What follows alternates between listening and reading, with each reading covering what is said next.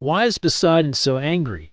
Well, you're gonna have to listen to me out. He was sitting at his desk working. The administration of all the waters was a huge task. He could have had as many assistants as he wanted, and in fact, he did have a large staff. But since he took his job very seriously and went through all the calculations himself anyway, assistants were of little use to him.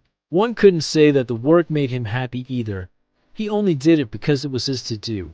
Yes, he had often requested happier work, as he put it, but whenever they came back to him with suggestions, it turned out that nothing appealed to him as much as what he was doing. It was actually very difficult to find anything else for him. It was hardly possible to put him in charge of a particular seat.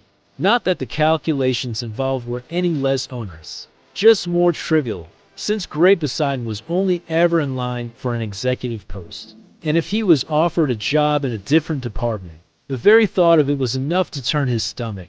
His divine breath became restless. His bronze thorax quaked. Not that they took his complaints all that seriously. If a great power kicks up, then you have to be seen to give in to him, even in the most hopeless cause. No one seriously thought of having Poseidon removed from office.